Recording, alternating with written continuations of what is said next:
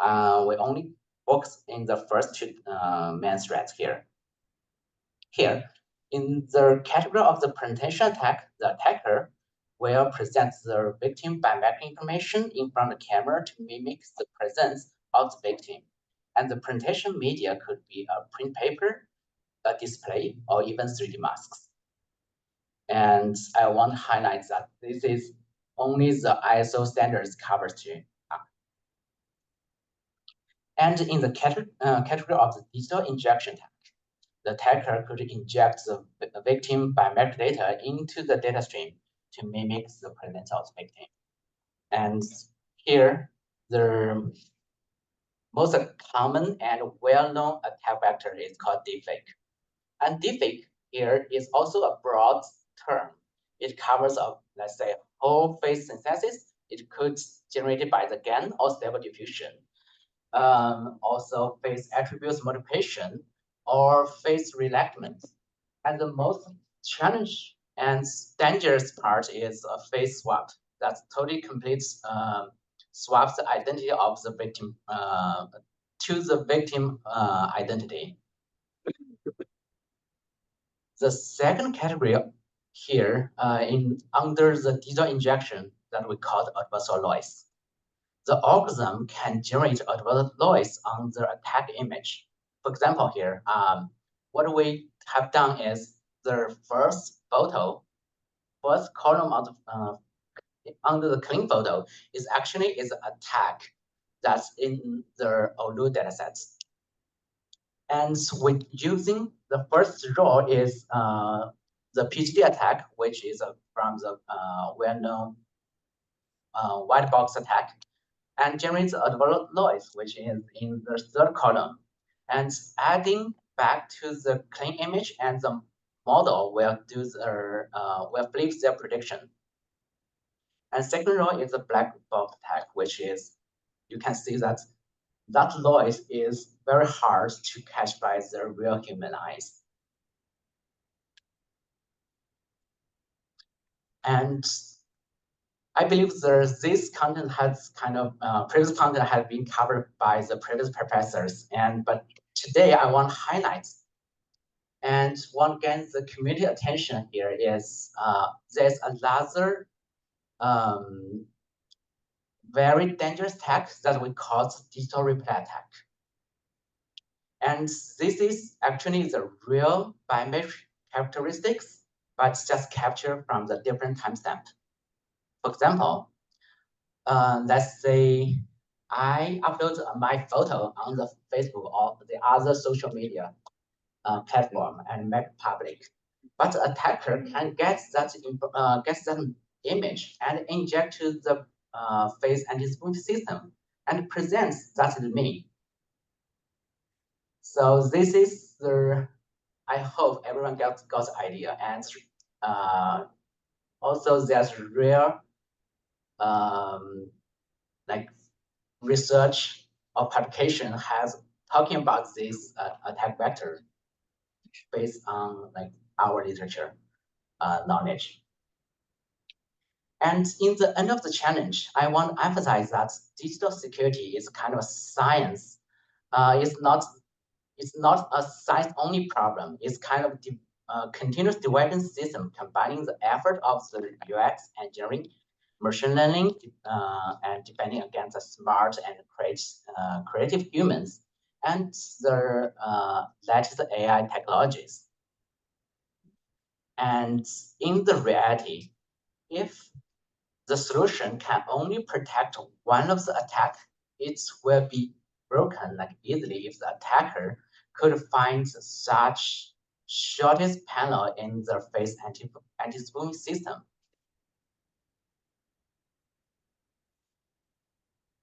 Okay, in this section, I would like to share some experimental results to simulate the attack vectors using some public datasets and perform a security analysis. And for the simplest, the defense model we use are single frames or image-based presentation attack and deepfake models. Here, the dataset we're using is SIW, OLU, and deeper forensics in our evaluation. Also, metrics cover from using APCR, ACER, and also we suggest the community can using the RC curve. That shows the difference user experience and attack and defense strengths at different operation points. And the benchmark models, it covers from some public available models such as the CDCN, MDFS, SAFS, and the last one is the deepfake detection models. In addition, to make this kind of evaluation more comprehensive, we train additional 4 models. One is trained on the OLU dataset, and one is trained on the face forensics dataset.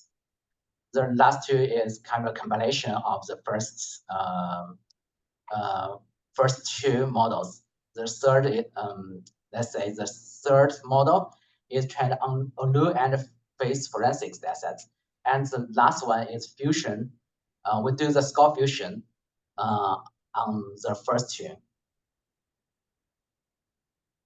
So in this experiment, we performed the different public model on the OLU datasets and found that even we do this in-domain presentation attack detection, the result is not that promising. So as we have seen from multiple recent papers that in domain performance, if let's take a look at the last row, and you can see that when the FAR is kind of in -2, which corresponding to the 1%, for using the Redis model only, that only can achieve around 1% false rejection rate. So that means for this kind of single model, it cannot really used for the high security applications. That we may want the false acceptance rate can be low for the very high precision, let's say EMAT5 or EMAT6. And we have 2 additional models here, which train on the deepfake datasets. Apparently, these models are low. You can see from the results here, the result is completely similar to the random guess. So it's suggesting us that this kind of cross-attack setting, the models doesn't have any defense ability there. And we have more. Let's take a look at the model fusion with the last 2 rows. So in the in-domain setting, the model trained on the OLU and face forensics have some regression compared with the uni models. And we do the score fusion, the performance looks kind of comparable with our previous model. But the trade-off here is computation may be doubled. Here we switch to the SIW datasets. And so in this setting, basically tell us the most scenario is kind of out-domain scenario.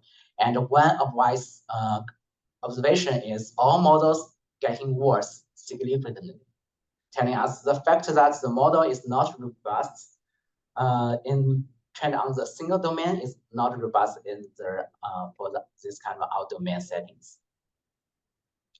Also, if you check this table and with the previous table here, we almost confirm that they have the similar trends as we found with the previous slides.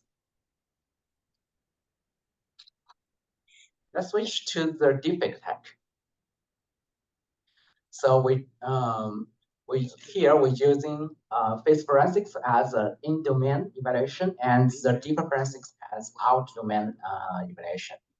So based on this experiment results, we found the deepfake. Then on the single domain, it also doesn't have any, not enough generation ability to detects these out-domain attacks. So this, I believe, record to the second subcategory of the digital injection attack, which is adversarial sample attack. And here we perform two settings. One is white box attack, and another is black box attack. I believe everyone knows that in the white box attack, the model can be very easy to believe the predictions and with just a few steps. But maybe the counter argument is this setting is not practical. So we just share. I just need there, and if you're curious about the results, check our paper. But in this talk, I want to highlight in the black box attack. One is the attacker can keep querying to our API and keep attacking the victim model in the black box setting. In this case, so do the simulation, we're still using the public model here called Surface, and we do the different queries. You can see with the more queries, the attack rate gets increasing. And if the attacker has some surrogate models, in this setting, the model can query enough with their surrogate model, let's say 10 times, 100 times, or 1,000 times, and generate a more realistic adversarial noise and adding back to the attack image. So this the previous performance in the bracket you can compare. So with different victim models, or surrogate models, the attacker can improve their success rates, and that's improvements or is kind of determined by how strong of their surrogate model is. The last part we call out here is the digital replay attack. And as we have discussed before, that in this attack, the attacker doesn't have to do the sophisticated manipulation. They're just using the pure biometric characters of the victim and inject to the system. So because of this genuineness of the input is, so existing anti-spoofing system or models doesn't have any ability to deter this attack. So we suggest the communities just start to think about this problem and propose a solution to improve the defense against this attack. So we think it's kind of similar to this domain. I believe the professors have seen that we have done the research on this domain for quite 20 years, 10 years. But this is a kind of the problem people are always missing. And I hope the research community can start to think about this. Okay, with this kind of more experimental results and analysis, I want to conduct a conclusion here is passive face anti-spoofing system is not reliable, and especially just using a single image.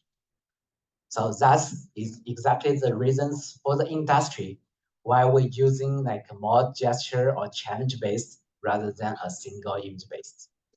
The goal we're seeking is more about robustness and the generalization ability. Okay, in the last section, I want to talk about the principles of this remote-facing anti-spoofing system. And here we're proposing a way we call a proactive approach. So in this kind of concept, so I want to highlight that this kind of is a conceptual diagram here, and there's no detailed solution. So what is a proactive system? We are using the kind of feature on the sensor, and we can project a kind of random signals to on the operation system and using that as a one passcode to verify the subject is kind of physically closely enough to the sensor, and um, and the other is exactly the same as before. It's still sending the signal back and sending the data for the backend check. In this kind of comparison, and we want to highlight that compare with the pure passive approach or active approach. The active approach I mean here is kind of the gesture based. It asks the user to move heads around or doing uh, other challenge. But proactive approach is kind of determining about the sensor or the support feature of the sensor.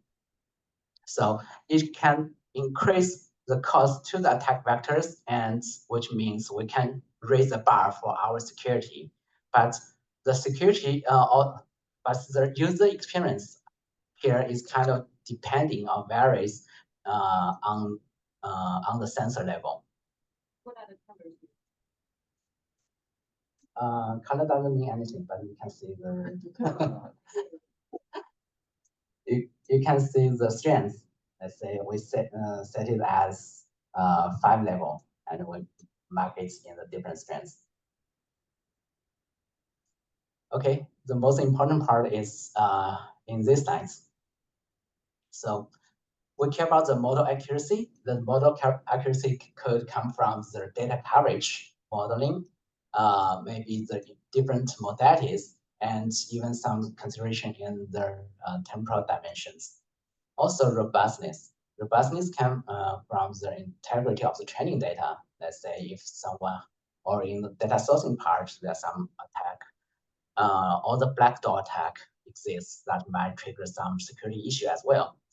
Also, some robustness and certification. There's some algorithm to do their model certification. Also, consider about the domain generation and also anomaly detection. And in the pipeline robust level, that's we're still highlighting this kind of proactive approach, and which significantly increase the cost of the attack.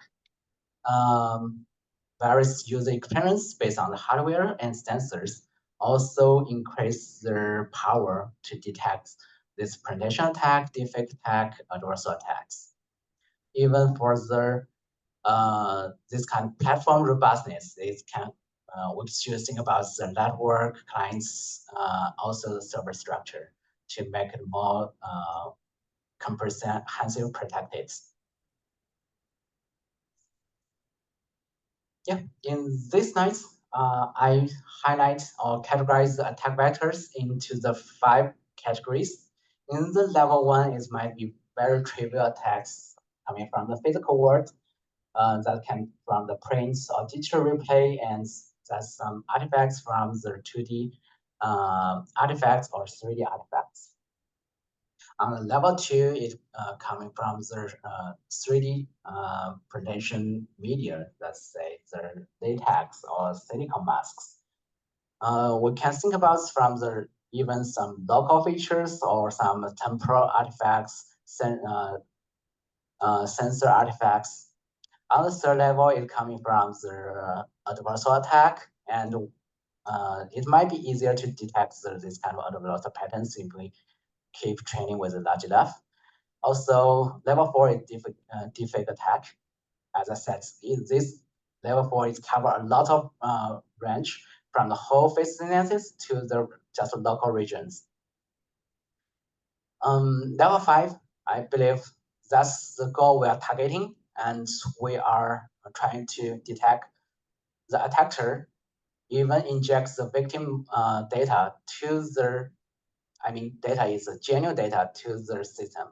And here we record that only can be protected by this kind of proactive approach. Yeah, that's all my presentation. And I still want to highlight, I put a very giant QR code here and want to like highlight our recent paper on the archive. Thank you all.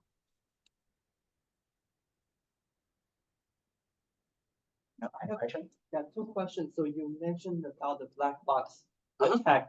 Do you give a general idea? Say, if I have a system, then how many times that actor can query the API, say, in a scale like 10,000 times, 100,000 in state of art? How many times that it will defeat the system, the state of art system? So yeah. So from a attacker perspective, if they have the much enough cluster, let's say, or machines, they can do many queries from a single or multiple nodes.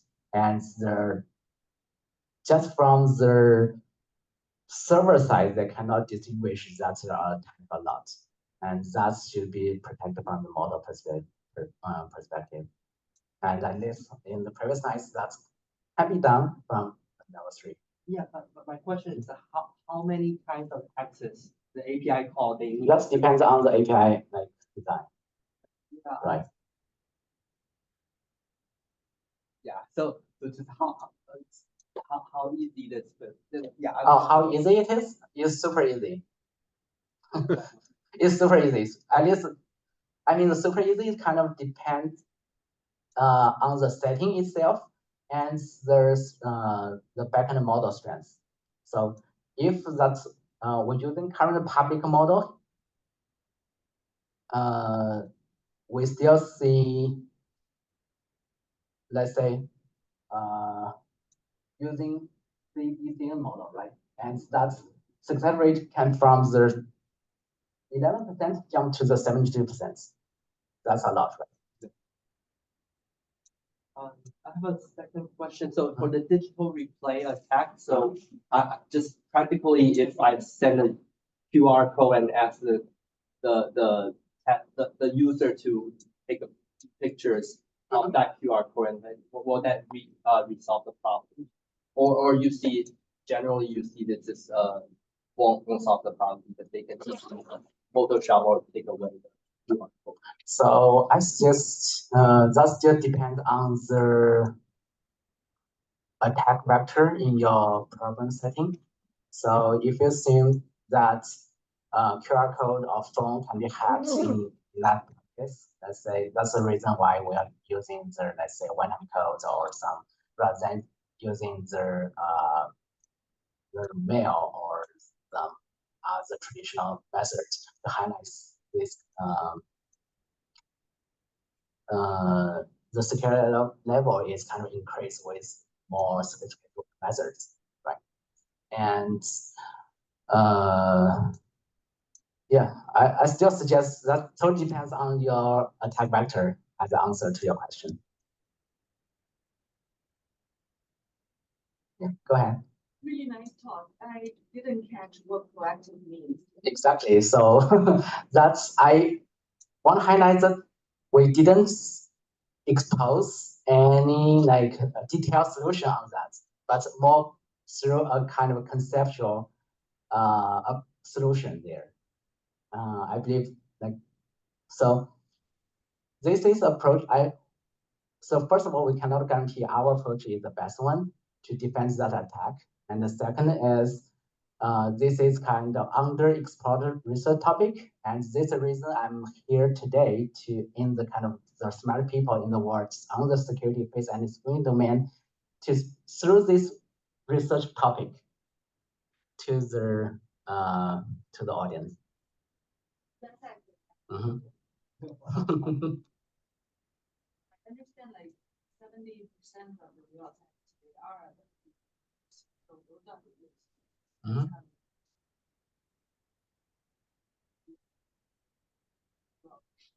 All sorts of questions around will you be right when it's much exactly. So it's totally depends on just how to build, how our community, especially in the industry, to build this kind of digital trust. Go ahead.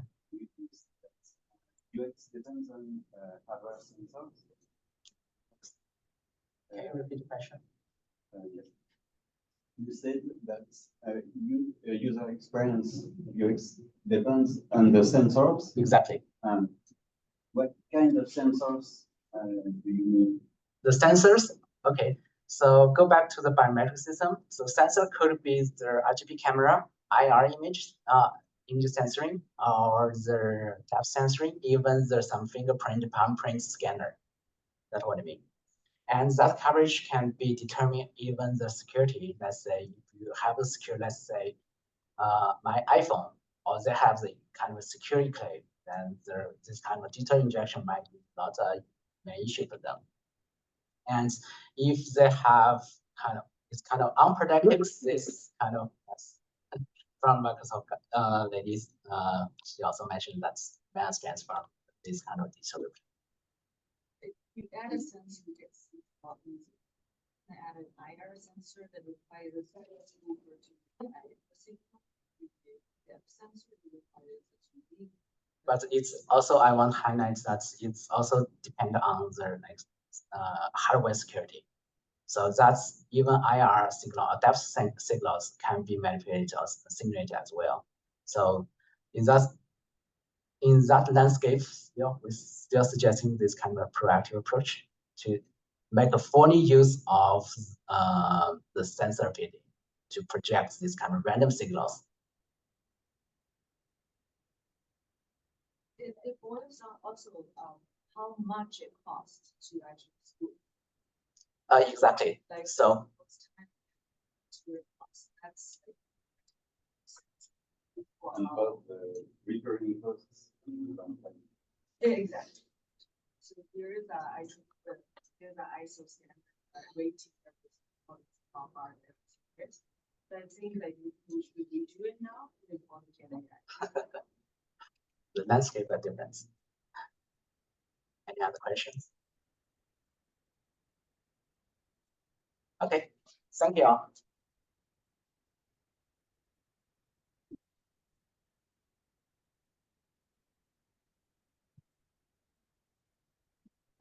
Next talk were from Sig Invention. So they will present their solution to the challenge.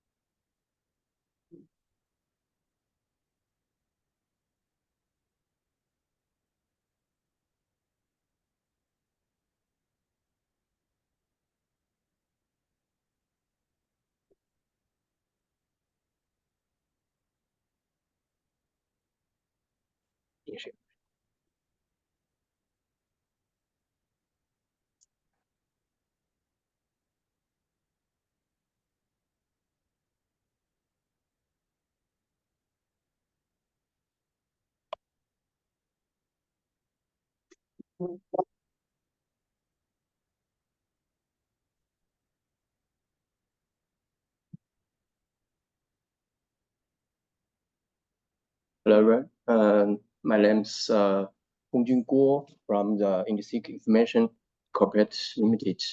I'd like to introduce our work, unified face attack detection with micro disturbance and two-stage training strategy. As the previous colleague have mentioned, the face recognition system are susceptible to physical and digital attack.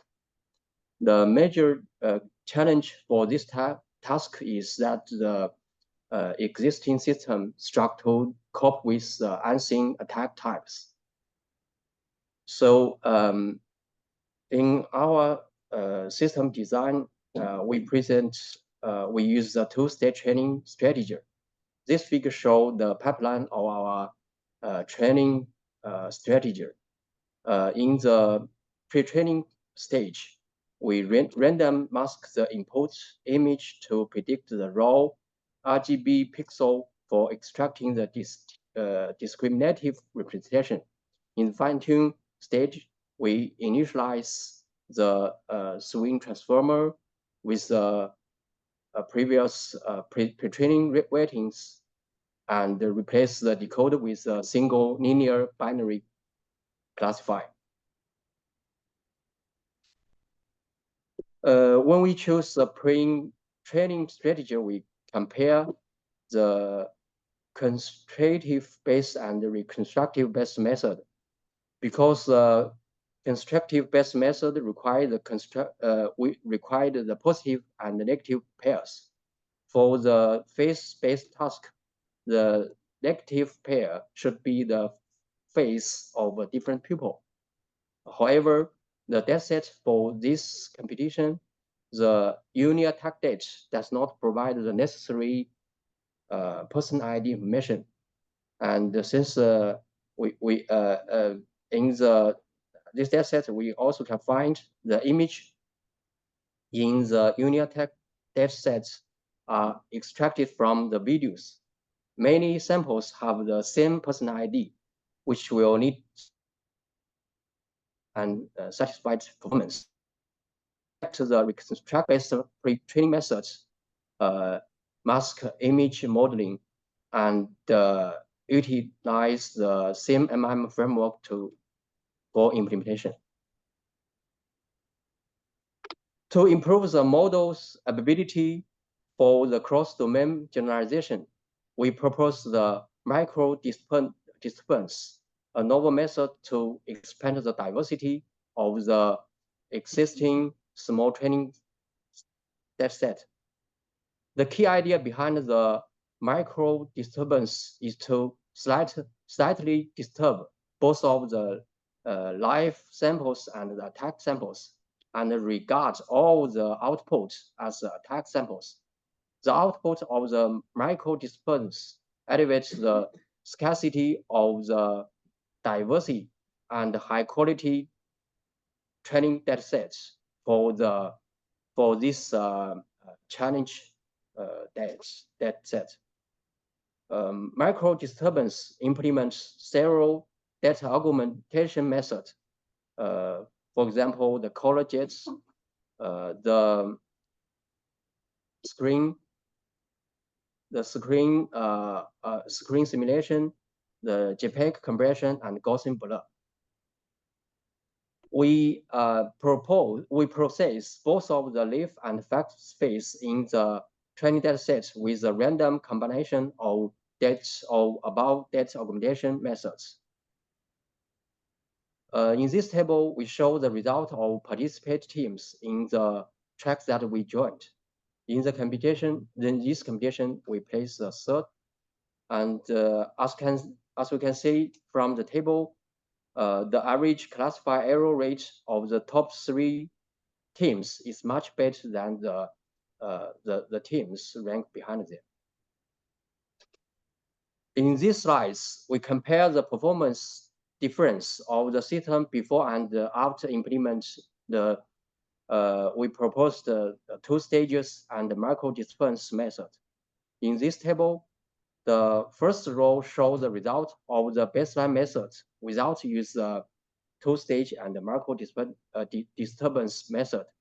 The fourth row shows the result for the method use the upgrade method with the 2-stage and micro-disturbance technique.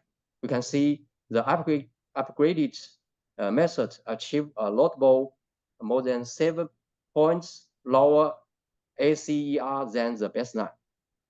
Furthermore, it can be seen from the table.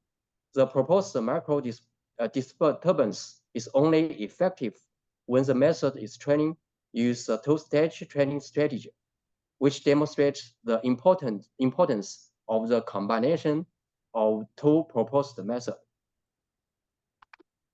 These slides show the visualization of the features of the live face, fake face, and the synthesized samples generated by our micro-disturbance method use the TSNE technique. As shown in the figure, for both protocol, the representation distribution of the synthesized samples, the pinker points, is close to both of the real physical attacks and the digital attacks. And the synthesized samples have a more diversity. This means that the sensitized samples generated by the micro disturbance can well simulate the various types of the real attack, thereby significantly elevates the scarcity of the diversity and the high quality training data. This page, we use the GradCam to visualize the attention map of our model. The results are shown in this figure. Evidently, even in the challenge protocol 2.1 and protocol 2.2, where the model is tested on unseen attack type, our model can still catch the region that have the most forgery clues. This indicates that our model is robust to unseen attack types. Now I give the conclusion. A two-stage learning strategy is proposed is significantly enhance the model ability to detect the unseen attack types. Another method, micro disturbance, is also improves the data diversity and address the data scarcity. This method effectively enhances the model's generalization to unseen scenarios. Thank you.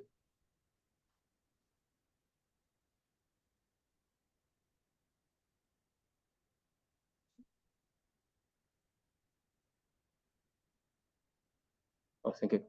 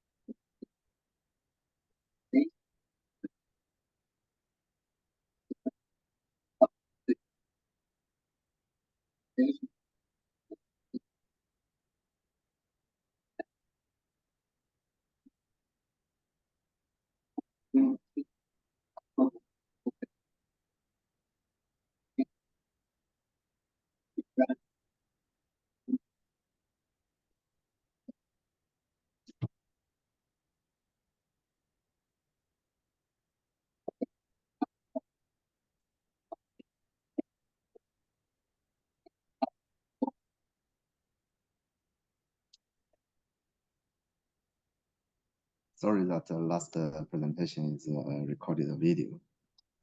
Yeah. Thanks for everyone's participation in today's anti-spoofing workshop. See you maybe next year.